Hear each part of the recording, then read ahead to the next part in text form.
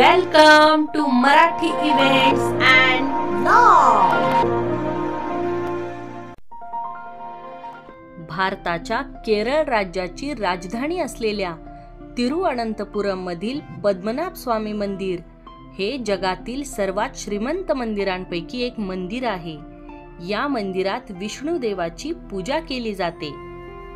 तिरुअनंतपुरमला येण्यासाठी भारताच्या मुख्य शहरांमधून थेट रेल्वे आहेत। रेल्वे स्थानकापासून बसने किंवा रिक्षाने आपण पद्मनाभ स्वामी मंदिराजवळ येऊन पोहोचू शकतो। मंदिराच्या परिसरामध्येच राहण्याची देखील उत्तम व्यवस्था आहे। छोट्या परिवारासाठी छोट्या रूम्स आणि मोठ्या परिवारासाठी मोठे हॉल देखील या ठिकाणी आपल्याला मिळून जातात। मंदिराच्या परिसरामध्येच राहण्याबरोबरच खाण्याचीही उत्तम व्यवस्था आहे। पण मंदिरामध्ये दर्शन झाल्यानंतर त्या ठिकाणी अन्नछत्राची देखील सोय केलेली आहे। पद्मनाभ स्वामी मंदिर जगभरातील विष्णू भक्त आणि पर्यटकांचे केंद्रस्थान आहे। मंदिरामध्ये श्री विष्णुदेव शेषनागावर विराजित आहेत। हे मंदिर भारताच्या प्रमुख वैष्णव मंदिरांपैकी एक आहे। भारतातील विष्णूच्या 108 प्रमुख मंदिरांमध्ये पद्मनाभ स्वामी मंदिराचा समावेश होतो। या मंदिरात केवळ हिंदू व्यक्तींनाच पारंपरिक पोशाखात प्रवेश दिला जातो। मंदिरामध्ये प्रवेश करताना पुरुषांसाठी धोतर आणि स्त्रियांसाठी साडी हा पारंपरिक पोशाख परिधान करावा लागतो। त्याचबरोबर लहान मुलींना देखील परकर पोलक याचाच वापर या ठिकाणी करावा लागतो। पद्मनाभ स्वामी मंदिर हे पहाटे 3:30 वाजता उघडते आणि दुपारच्या 12 वाजता बंद केले जाते। त्यानंतर पुन्हा सायंकाळी 5 वाजता मंदिर उघडले जाते आणि रात्री 8:30 वाजता बंद केले जाते। मंदिरामध्ये जाण्यासाठी 2 रांगा असतात। एक मोफत दर्शन रांग, ज्या दर्शनाद्वारे आपण 1 ते 1.5 तासामध्ये भगवंतांचे दर्शन घेऊ शकतो, आणि दुसरी म्हणजे दर्शन पास रांग, ज्या रांगेमध्ये प्रत्येकी 50 रुपये पासचे देऊन आपण अर्ध्या ते 1 तासामध्ये भगवंतांचे दर्शन करू शकतो। मंदिरामध्ये जाताना मोबाईल, पर्स, घड्याळ किंवा इतर कोणत्याही गोष्टी नेणे वर्जित आहे। या सगळ्या गोष्टी आपल्याला लॉकर रूम मध्ये ठेवूनच मंदिरामध्ये प्रवेश करावा लागतो। पद्मनाभ स्वामी मंदिर हे जगातील श्रीमंत मंदिरांपैकी एक मंदिर तर आहेच, पण त्याचबरोबर या मंदिरासंबंधी अनेक गूढ रहस्य देखील दडलेली आहेत। पण त्याआधी या मंदिराचा इतिहास काय आहे हे या व्हिडिओच्या माध्यमातून आज आपण जाणून घेणार आहोत। ऋषी विल्वमंगलम हे श्री विष्णूंचे खूप मोठे भक्त होते। ते दररोज शालिग्राम खडकाची पूजा करत असत। श्री विष्णूंचे दर्शन व्हावे म्हणून रोज ते तपश्चर्या करायचे। परंतु तपश्चर्या करताना दररोज एक लहान मुलगा त्यांना त्रास देत असे। एक दिवस विल्वमंगलम त्या लहान मुलावर खूप चिडले। त्यांनी त्या लहान मुलाला पकडून ठेवले।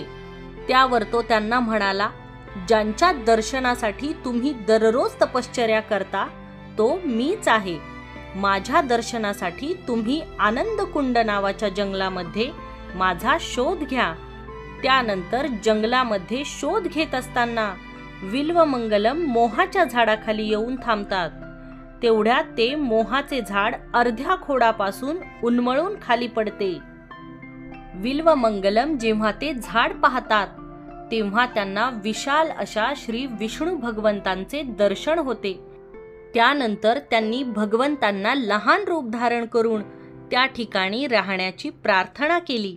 त्यामुळे मंदिरातील श्री विष्णूंची पहिली मूर्ती ही मोहाच्या झाडापासून तयार केलेली लाकडी स्वरूपातील होती। त्यानंतर त्रावणकोरचा राजा मार्कंडवर्माने शालिग्राम खडकाच्या आत ती लाकडी मूर्ती ठेवून शालिग्राम खडकापासून भव्य अशी श्री विष्णूंची मूर्ती मंदिरात स्थापन केली। ही मूर्ती इतकी विशाल आहे की भाविक 3 दरवाजांद्वारे या मूर्तीचे दर्शन घेतात। पहिल्या दरवाजातून विष्णूच्या डोक्याचा भाग दिसतो, दुसऱ्या दरवाजातून नाभीतून कमल उमलताना दिसते, तर तिसऱ्या दरवाजातून विष्णूंच्या पायाकडील भाग दिसतो। मंदिरामध्ये शेष नागावरील श्री विष्णूंची भव्य मूर्ती विश्राम मुद्रेत पाहायला मिळते। ही मूर्ती भव्य शालिग्राम खडकापासून बनवली गेली आहे। या मंदिराची स्थापना सर्वप्रथम 6व्या शतकात त्रावणकोरच्या राजाने केल्याचे म्हटले जाते।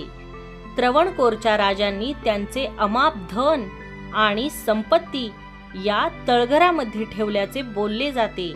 त्यावेळी मंदिर द्रविडी शैलीमध्ये बांधलेले छोटे मंदिर होते। मंदिराच्या आतमध्ये रहस्यमयी तळघर आहेत। या तळघरांमध्ये 7 दरवाजे आहेत।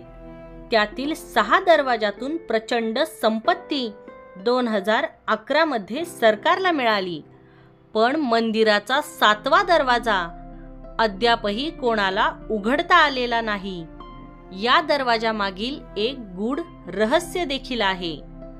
पहिल्या 6 दरवाजांमधून सोने, चांदी, हिरे, मोती, मौल्यवान रत्ने अशी अमाप संपत्ती प्राप्त झाली।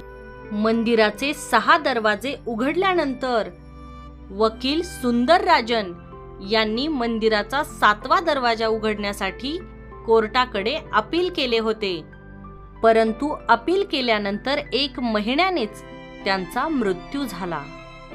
हा दरवाजा खूपच रहस्यमयी आहे।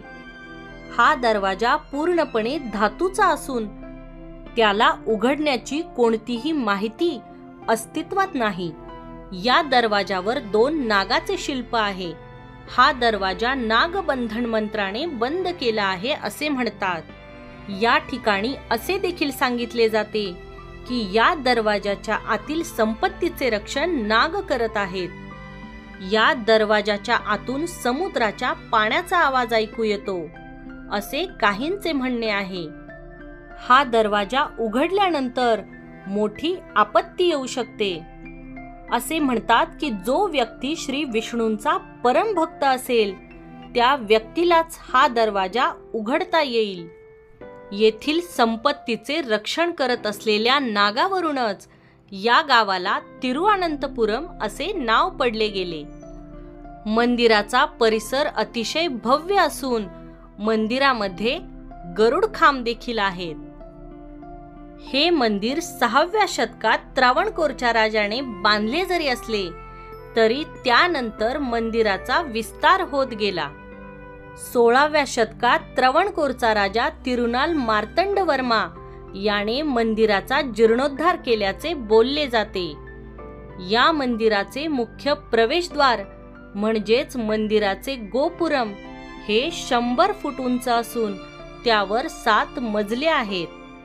तर मंडळी, आज आपण पद्मनाभ स्वामी मंदिराचा संपूर्ण इतिहास या व्हिडिओच्या माध्यमातून जाणून घेतला आहे। तुम्हा सर्वांना हा व्हिडिओ कसा वाटला हे कमेंट करून नक्की सांगा। पुन्हा भेटूयात नवीन व्हिडिओमध्ये। तोपर्यंत धन्यवाद।